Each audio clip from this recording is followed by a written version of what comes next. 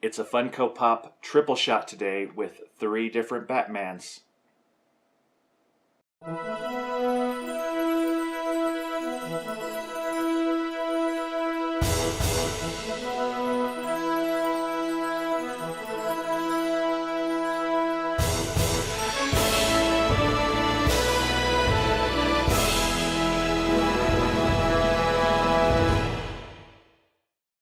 Hey gang, Glenn here. Today I've got a Funko Pop triple shot of reviews for you.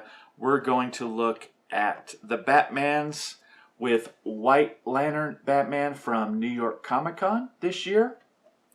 We're going to look at Steampunk Batman. This one's a Hot Topic exclusive. And finally we're going to look at the Thomas Wayne Batman. This is the Batman from Flashpoint, also a Hot Topic exclusive. So, let's check them out. Alright, here we go with White Lantern Batman. This is from New York Comic Con 2016. This is number 139. And White Lantern Batman is always funny to me because, number one, this is actually the second White Lantern Batman pop. There's one from way earlier in the DC Superheroes run. I believe it's number 58. So, way back there. So, this is actually the second White Lantern Batman figure. And it's funny because White Lantern Batman really figured very little in the whole idea of the White Lantern Corps. He actually was picked by Deadman to be a White Lantern, but basically the White Lantern ring rejected him. He wasn't a true heir to the White Light, so he was kicked out. So it's always funny to me when we do White Lantern Batman, because not only is it the second one, but a White Lantern Batman really wasn't a big character in the lore of the White Lanterns. So anyway, so this is the second one. So there's the front there. You see him on the side. Comic panels in the back, which is a nice touch. I like that. And then on the back, it shows quite a few of the variants to Batman. So we've got White Lantern Batman, Golden Age Batman, Super Friends Batman, Earth 1 Batman, Darkest Night Batman, and then Batman number 144. I think that 144 is actually the new version of the regular Batman with the yellow symbol. So what's different about these Batmans, you can kind of see they all share kind of a similar difference amongst them, amongst them differently than the old poses of the Batman, and that's the cape. So let's go through here, and there we are. So the pop itself. So you see the stance is a very less aggressive stance. Let's pull an old Batman. Let's take the original Batman. So we've got the OG Batman. His fists are clenched.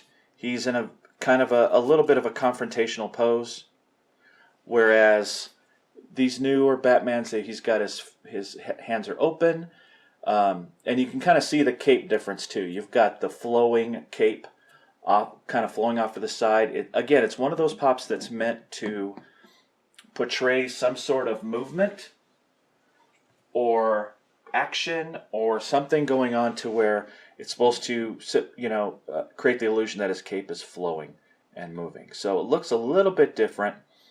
As far as the other detail goes, oops,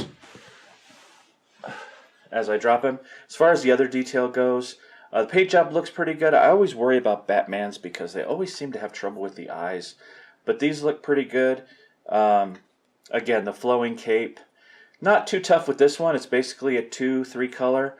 You've got his utility belt there, some stripes, good paint, nothing's bleeding over or anything like that. Overall, a nice looking pop. Not one of my favorite Batman pops, but definitely for you White Lantern fans, and it's definitely a lot better than the old one, which is pretty much just that typical stance, but this one looks pretty good. So there he is, White Lantern Batman number 139. Alright, here we are with Steampunk Batman. This is Batman number 120. It's a Hot Topic exclusive. And the thing about Steampunk Batman, it's loosely based on the excellent graphic novel. It's a one-shot called Gotham by Gaslight. It's, I believe, part of the Elseworlds branding where they're basically non-canon stories throughout time of some of the characters. But this one was really, really good, as I recall. I read it a long time ago, but it's excellent. Also, in February, I believe it is, DC is going to come up with a bunch of alternate covers that feature steampunk versions of all our favorite heroes. So Batman being one of them. So this might be the look that they're going with that one as well. If you look at the box and the figure, the box has a little bit of a much darker look to the colors than the actual figure. And there's the side there. But if we look on the figure, one of the things that stands out to me about the figure itself is the cowl. They make it look very much like it's leather. They got the stitching there. It's kind of a muted, it's not a shiny, plastic looking cowl. It looks very much like it's a leather cowl. Like it's actually made of leather. And that's a nice touch for this steampunk look. I dig the goggles. The steampunk goggles, they go all the way around his head. The strap does, just like that. Nice detail. I like his pose. His pose is different than other Batmans. It's kind of similar to the poses from some of the Batman versus Superman sculpts, where he's got his, fists up like that. Digging the detail of his belt. He's got his knives there, and the cape looks really good. Boots, kind of that tucked in to the boots pants look. Just very, very nice. I like the way that the cape goes over the shoulders like that, giving it, adding to that steampunk look. All in all, a very good, different looking Batman. I love it when, there's so many Batmans out there, so many variants. You love when they at least look a little bit different with the pose or the sculpt or something that you've never seen before. And this definitely qualifies. So that is Batman number 120. And last one for today, we've got Thomas Wayne, which is the Batman from Flashpoint. This is number 132. Also a Hot Topic exclusive. As you recall, most of us know Flashpoint, the big comic event pre-New 52, where Flash alters it's a very Flash-based series, crossover, where Flash alters reality, changes a lot of the heroes until it gets switched back. Something that actually going through right the repercussions of which right now on the TV Arrowverse as well, with those shows over on the CW. I'm kind of bummed that Batman is not part of the Arrowverse, because I think they could do so much with him as far as Flashpoint and otherwise.